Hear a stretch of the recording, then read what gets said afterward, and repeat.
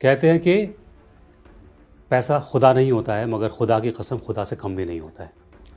لیکن ان پیسوں کو لے کر حلال اور حرام، سود دیں یا نہ دیں دونوں حرام ہے، تو پھر ہندوستان کی جو بینکنگ سسٹم ہے اس میں بنا انٹرسٹ کے، بنا سود کے آپ لون نہیں لے سکتے. تو پھر کیا کیا جائے؟ ایسے کون سے راستے ہیں جس راستے سے آپ کا کام بھی چل جائے اور پھر ہم حلال اکانومی یا اسلامک وے آف فنانس کی بات بھی کر سکیں؟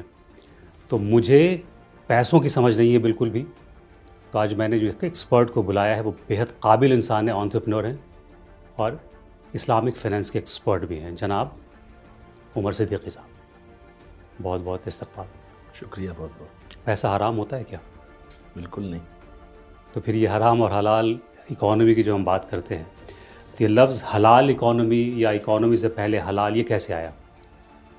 دیکھیے، کوئی بھی چیز ایکسپلائٹیشن کے اوپر جو ہوتی ہے جی. وہ حرام ہے.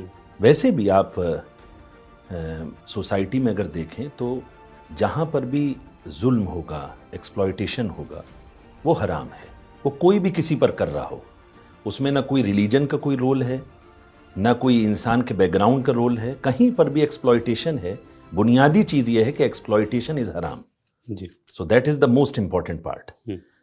اب بات آتی ہے کہ جہاں پر ہم انٹرسٹ کی بات کرتے ہیں، تو انٹرسٹ کا جو بنیادی پورا جو اسٹرکچر ہے، اگر آپ تاریخی طور پر دیکھیں تو وہ کہیں نہ کہیں کیپٹلزم، مطلب ایکسٹریم کیپٹلزم، ساہوکاری اور پورے طور پر ایکسپلائٹیشن پہ ڈیپینڈ ہے. جو اس کے نتائج جو نکل کر آئے سامنے، ایسا نہیں ہے کہ ہر انٹرسٹ لینے والا خراب تھا یا ہر انٹرسٹ دینے والا خراب تھا، لیکن وہی بات جو ہم شراب کے ساتھ کہتے ہیں کہ بھائی اس کے جو زیادہ تر جو اثرات ہیں وہ خراب ہیں، نتائج خراب ہیں. تو انٹرسٹ کے ساتھ بھی یہی رہا کہ پوری تاریخ آپ پڑھتے چلے جائیے اور آج بھی ایک ہزاروں سال کی ایک وہ کرتے چلے. یہ کوئی 100 سال کا بھی مسئلہ نہیں ہے. بینکنگ تو یہ پورا سسٹم، فنانس جو ہے یہ تو ہمیشہ سے، جب سے دنیا ہے، جب سے رہی ہے جو ہے.